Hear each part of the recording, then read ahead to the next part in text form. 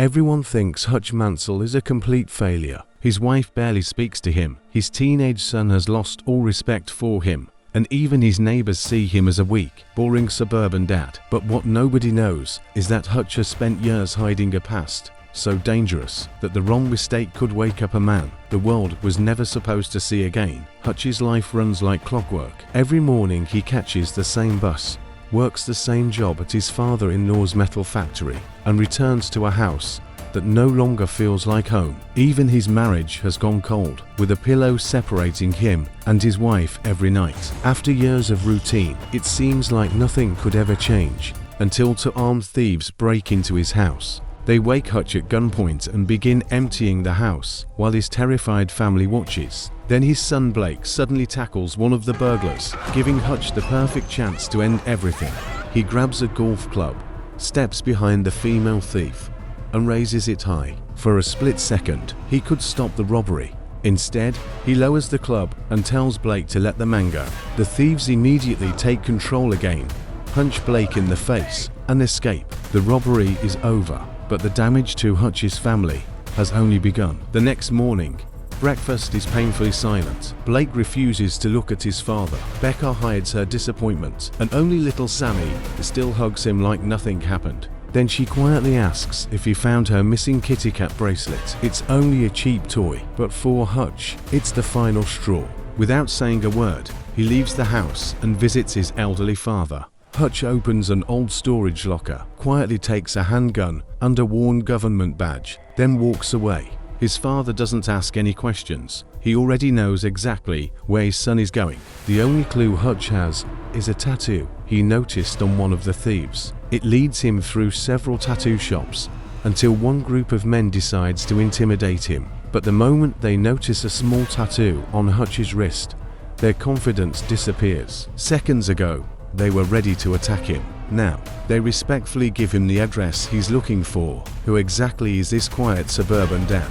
Hutch tracks the burglars to a small apartment and bursts inside. He knocks the husband to the floor, points a gun at him, and demands Sammy's bracelet. Instead of finding ruthless criminals, he discovers a frightened couple desperately trying to keep their sick baby alive. The bracelet isn't there. Neither is the satisfaction he expected, realizing they stole only to pay medical bills.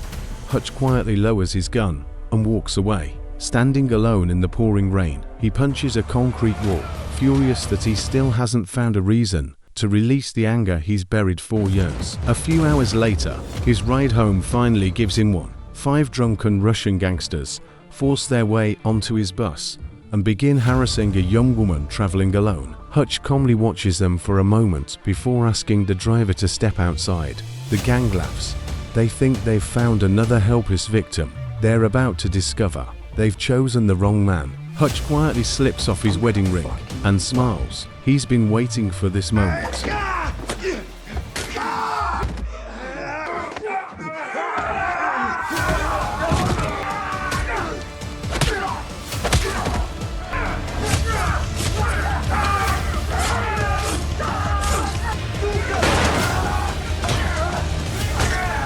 By the time it's over, everyone else is on the floor. Back home, Becca is shocked by the cuts and bruises covering his body. She quietly cleans his wounds, and for the first time in years, Hutch admits how much he misses the people they used to be. Without saying a word, Becca reaches over and removes the pillow that has separated them every night. It isn't much, but it's the first sign that the man she fell in love with might still be there. Across the city, the consequences of the bus fight are only beginning. The badly injured survivor is the younger brother of Yulian Kuznetsov, a ruthless Russian mob boss who controls a fortune belonging to some of the most dangerous criminals in the world. The moment Yulian sees his brother fighting for his life in the hospital, revenge becomes his only goal.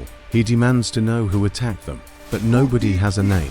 Only a single Metro card recovered from the bus. Knowing brute force won't be enough, Yulian hires a cybersecurity expert to identify the mysterious attacker. She begins digging through classified records. Within seconds, her expression changes. Without saying another word, she throws the file onto Yulian's desk. Then she turns around and walks away. Yulian stares at the file, realizing the man he's hunting is far more dangerous than he ever imagined. Meanwhile, Hutch tries to return to normal life. The next morning, he cooks breakfast for his family, jokes with Blake, and even manages to make Sammy laugh. For the first time since the robbery, the house actually feels like a home again, but Hutch knows peace won't last. Later that day, he meets an old contact who confirms his worst fear.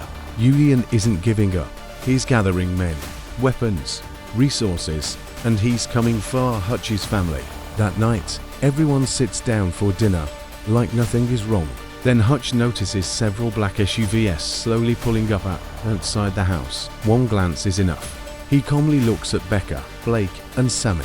Go to the basement. Something in his voice leaves no room for questions. As his family disappears downstairs, armed men begin surrounding the house. For Hutch, the quiet life is officially over. The moment Becca and the kids disappear into the basement, Hutch becomes a completely different man. The front door explodes open as armed gunmen flood into the house, expecting another frightened suburban dad. Instead, they find the man they've been hunting. Hutch moves through the darkness with terrifying precision. Every room becomes an ambush as he silently takes down attacker after attacker, but even he can't fight forever.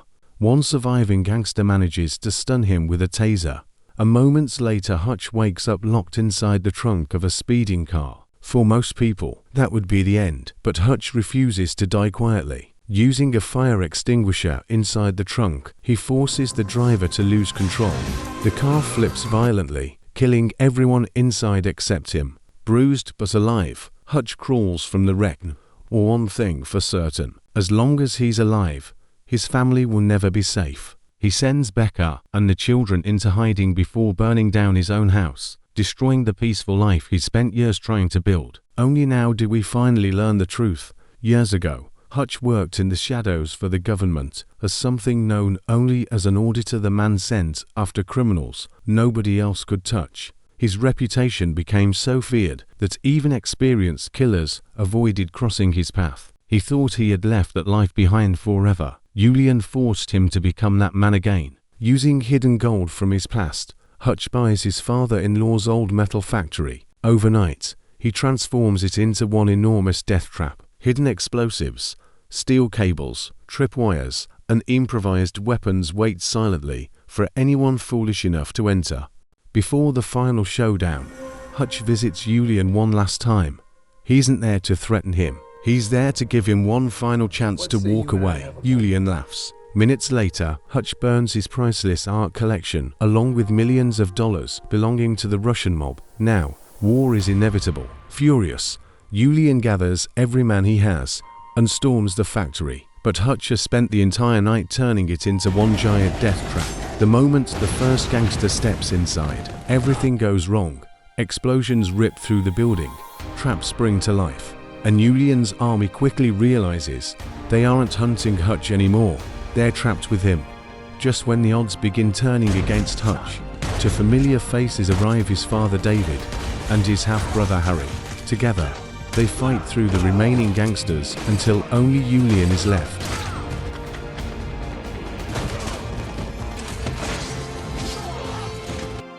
In a desperate last stand, Julian shoots Harry, but Hutch has one final surprise. Carrying a ballistic shield fitted with a claymore mine, he charges straight at Julian. Seconds later, the explosion ends everything. When the smoke clears, Julian is gone. Police arrive to find dozens of dead gangsters and Hutch sitting quietly outside. After looking into his past, they let him walk away. 3 months later, Hutch and Becca are searching for a new home, hoping for a fresh start. Just as they're about to make an offer, the realtor's phone rings. It's for Hutch. He listens for a few seconds, smiles, and simply says, "I'll be there." Becca looks at the realtor and asks, "Does it have a basement?" Some people spend years trying to become someone else. Hutch tried. He became a husband, a father, a nobody. But some people can never escape who they really are, because the most dangerous person in the room isn't the loudest or the strongest. It's the one everyone mistakes for nobody.